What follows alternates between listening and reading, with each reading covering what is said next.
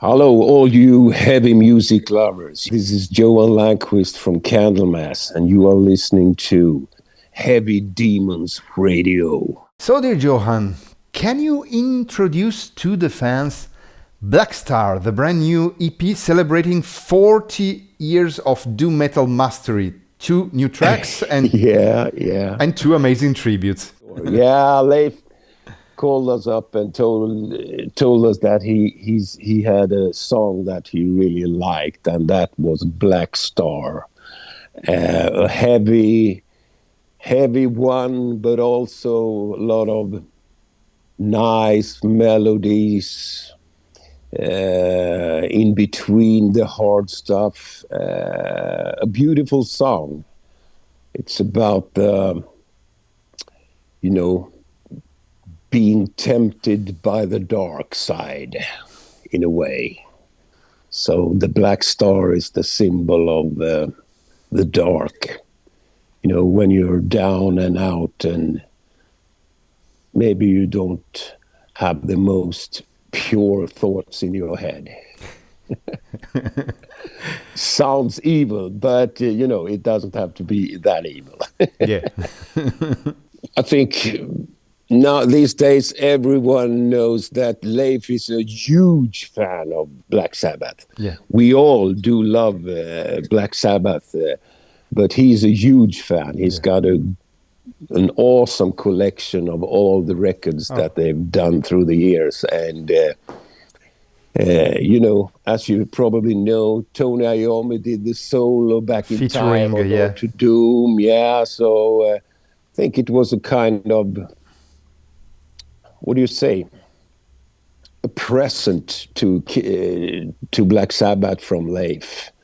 And Candlemass, of course. So, I think that's the main reason, and it's a very good song as well. So we were all in for that one, all the guys in the band. So I'm actually not that familiar with Pentagram as the other guys are, but I do know Pentagram. And that was a bit different from what we usually do, in my opinion. But, it's cool to try different things in music. So you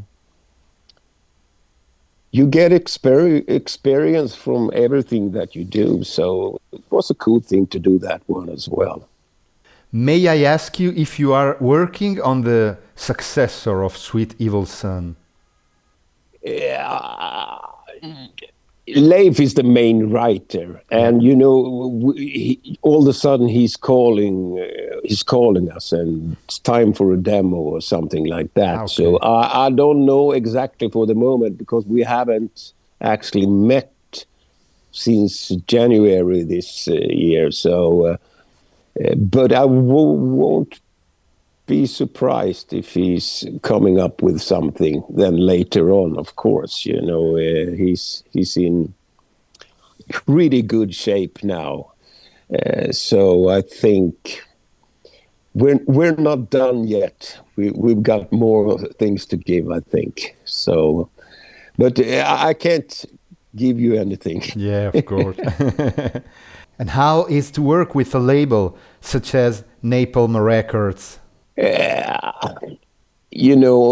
To me, this is just having fun, being out, doing shows, and I'm not that into all the stuff around, actually. So I haven't got an opinion about that, actually. They're a record company, and they put the things out, and I guess that's the way it's working. I don't know if there are any huge difference between the record labels, and I actually don't care. I'm just having a good time making music and doing shows. So that's all that I'm interested in. So talking about shows, what can we expect from your Italian gig at Lupolo in Rock Festival next July? It's going to be a different set list, of course. Mm-hmm. But we always have to do some of the old stuff. We can't just put new stuff in, we have to do some of the old songs, but that's going to be the main difference, the set lists. And we're a traditional heavy metal band. We haven't got any spectacular shows with fire or something like that. We're too small for that so far. Maybe if we get some money coming in, but yeah, the usual one. Good shows with a good show with the lights. Maybe it depends on the time. I don't know what time we're playing. Which are your fondest memories of recording Epicus, Dumicus, Metallicus in a very different era? Yeah, back in the days when you had tapes, now you can you can record a chorus or something, and then wait and put off record and then start recording the next part, and you can work a bit more on every part of a song. Of course, I think that's the big difference compared to back in time. You had to learn the song almost from the beginning to the end. If there were silence between the line, when you were singing, maybe you could put on stop and start the recording again. But it's easy to do it better these days, and it was expensive back in time. I remember actually when I did a demo with one of the bands I had as a teenager, we paid $500 for 4 demo songs. And that was pretty, you can buy your own equipment now for $500 and record yourself. That's the big difference. But of course, it's charming to listen to the old stuff. Maybe it's not that perfect that a lot of bands are making records these days, but yeah, there are different kind of ways to do the songs. I don't know if there are any bands these days making a lot of live recordings in the studio. I don't know. Maybe there are a couple, but yeah, that's the big difference. And it's easy to do things now. You don't have to be rich to be able to do your own stuff. If you buy a computer and a Cubase or something, then you can make your own stuff. Just buy yourself a cool interface, and then you can do anything pretty much. Do you have, according to your own taste, any preferences about the previous Candlemass singers? I've met them all. Maybe I've missed one of them, but I know them all, and they're all great singers. Yeah. And what can I say? They don't sing exactly the way I sing. I think they're different kind of characters, all the singers. But they got one thing in common, and that is that they are all very good. What can you disclose about the forthcoming project named Johan Länquist, The Castle? Okay, cool.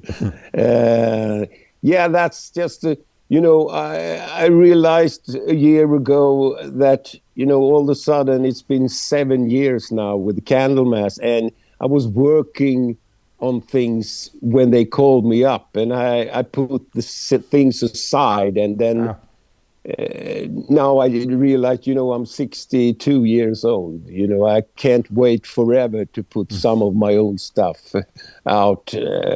So that's the main reason.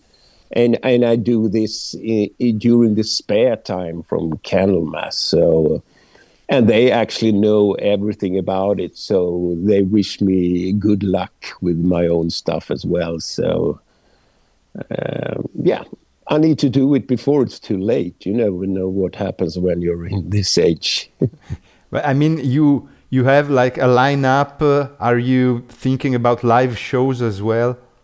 Yeah, maybe if we have the time to make a couple of shows, but we're not planning some huge things with that project. We got Fredrik from Dark Funeral, the bass player, and the drummer stuff, and he has always another band, and he's out with Hammerfall as well, helping them out. So, it's could be hard to get all the people together because we're out in different countries a lot of the days during a year. So, but when we have time, and we might show up and do a show or two. But nothing is decided yet. Yeah. If we have the time. Which are your favorite non-metal bands and musical genres?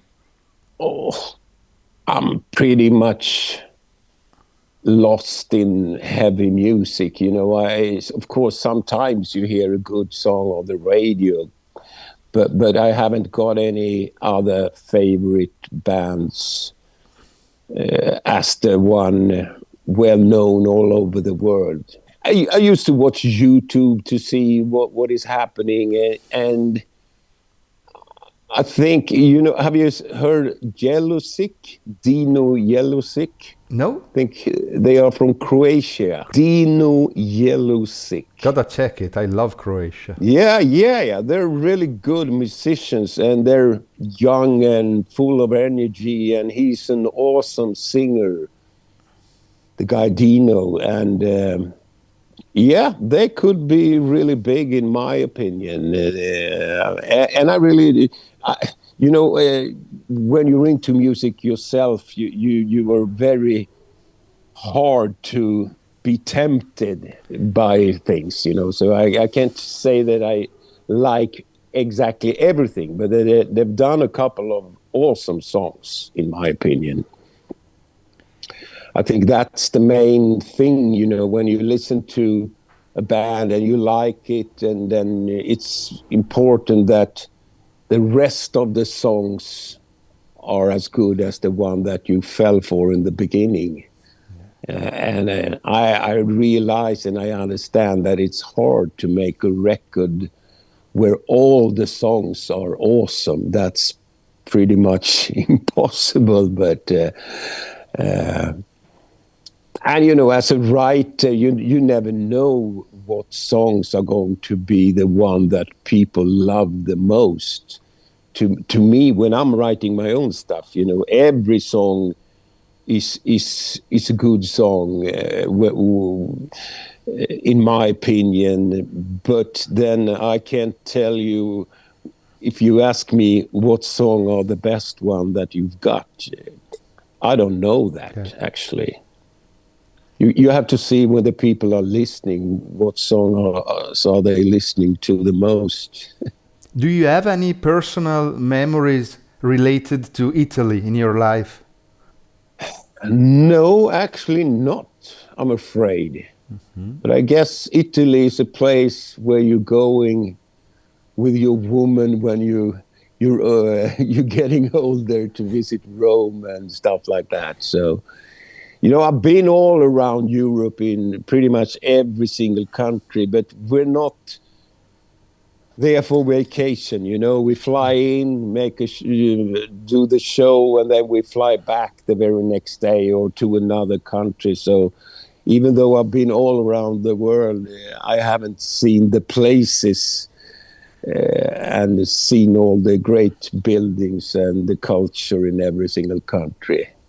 but we try. If we have time, we used to have a walk and wherever we are to have a look at the surroundings.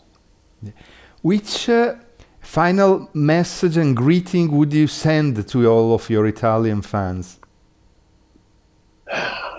Looking forward to the show in Italy, and yeah, I really love to go and visit you guys. That would be amazing.